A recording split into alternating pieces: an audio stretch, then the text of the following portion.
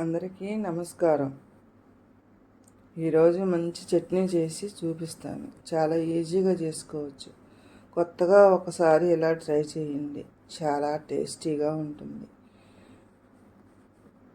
ఇలా కళాయిలోకి 2 గిన్నెలు పల్లీల నూనె వేసుకొని కరివేపాకులు గలగలా అనేలాగా వేయించుకొని ఒక ప్లేట్లోకి తీసుకొని రెడీగా పెట్టుకోవాలి.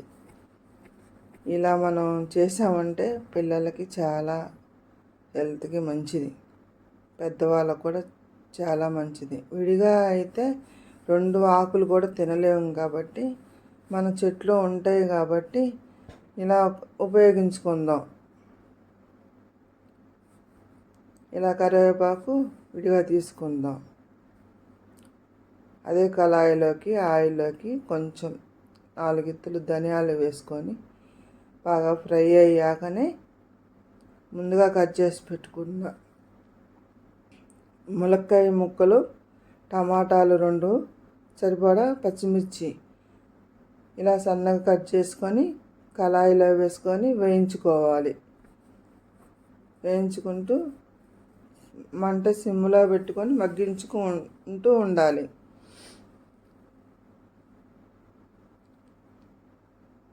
ఇలా కలుపుకుంటూ మగ్గించుకోవాలన్నమాట.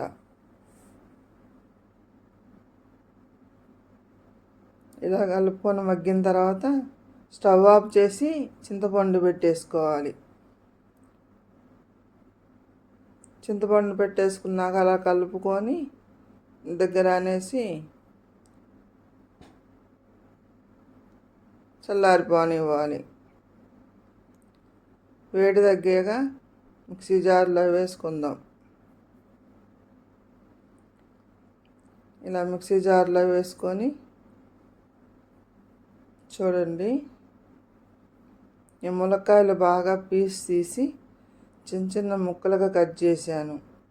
జీలకర్ర, పసుపు, చిన్నుల్లిపాయలు, ఉప్పు వేసుకొని బరకగా మిక్సీ వేసుకోవాలి కచ్చాపచ్చాగా. తర్వాత లాస్ట్లో ముందుగా మనం వేయించుకున్న కరివేపాకు ఇలా వేసుకొని జస్ట్ ఇలా కలుపుకొని లైట్ బరకగా, అంటే కచ్చాపచ్చాగా కాకుండా కొంచెం మీకు తెలుస్తుందిలేండి మీరు మిక్సీ వేసుకుంటే. ఇలా అనేసుకొని బరకగా మిక్సీ వేసుకోవాలి కచ్చాపచ్చాగా. ఇలా వేసుకున్నాక తాలింపు మీకు ఇష్టమైతే వేసుకోవచ్చు. నేను ఆయిల్లో వేయించాను కాబట్టి వేయట్లేదు తాలింపు. ఇలా వేడి వేడి అన్నంలో పచ్చడి వేసుకొని నెయ్యి వేసుకొని తింటే అసలు ఉంటుందండి, అద్భుతంగా ఉంటుంది. మనం ఏదైనా చేసిన పిల్లలకి ఉపయోగపడాలి, పెద్దలకు ఉపయోగపడాలి ఫ్రెండ్స్.